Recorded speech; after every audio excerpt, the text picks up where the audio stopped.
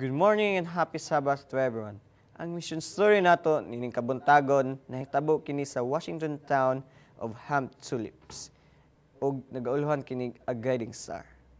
So this is the story. Life was hard in the western Washington of Ham Tulips during 1930s. Located on the Ham Tulips River on the Olympic Peninsula, the town had seen better days of the commercial fishermen trying to earn a living. One family, the Moody's, found life so difficult in Ham Tulips that they decided to follow Mrs. Moody's brother to Alaska, where, according to the brother, the fishing was good and there was money to be made. The family of 6 packed up and traveled the 2,500 miles or 4,023 kilometers from Ham Tulips to the Canadian border, then on through British Columbia and the Yukon before heading west to the frontier town of Dillingham, Alaska. From Dillingham, they headed up the Wood River, finally arriving on the remote shores of Lake Aleknagik. Although Aleknagik is a Yupik word meaning wrong way home, the Moody family found a good place to settle beside the lake where they built a small log cabin. Mr. Moody and the eldest son took their large fishing boat down into Bristol Bay, home of the world's largest source of red salmon, while Mrs. Moody cared for the 3 younger children at home.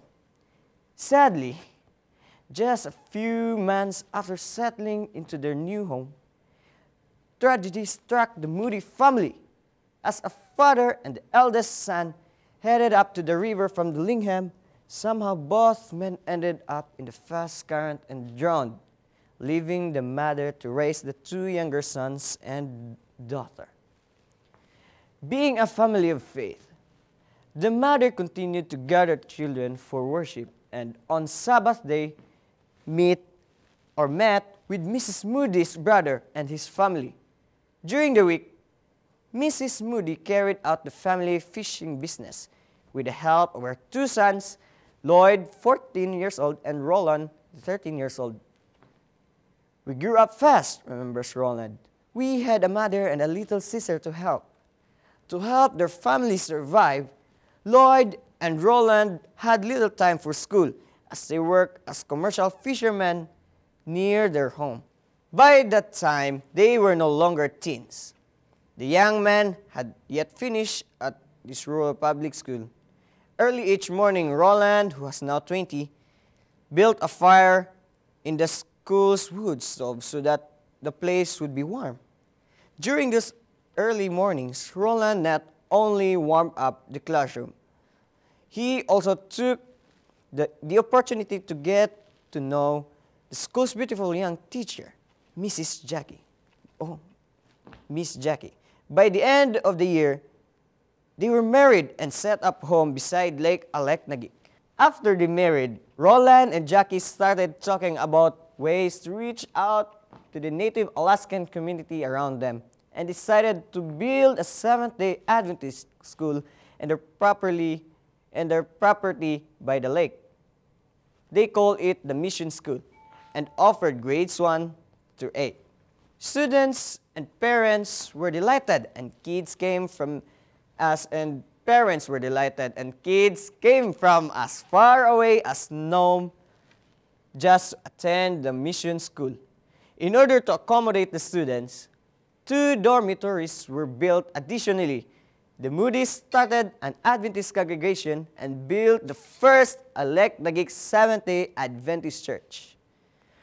As the school grew, Roland and Jackie wanted to provide more for their students, so they started a camp.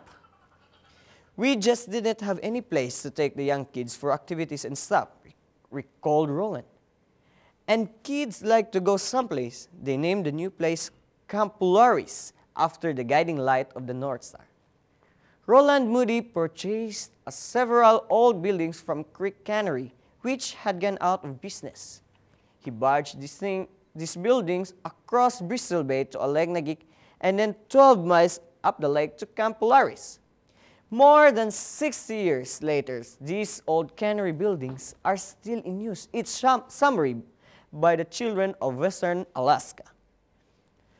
Over the years, the camp has been a vital ministry to the young people of Western Alaska.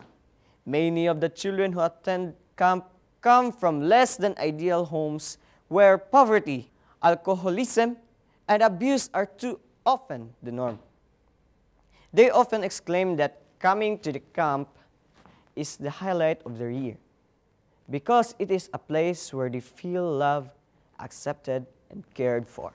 So this is where the story ends. Thank you for listening. And once again, good morning and happy Sabbath to everyone. Happy New Year. God bless us all.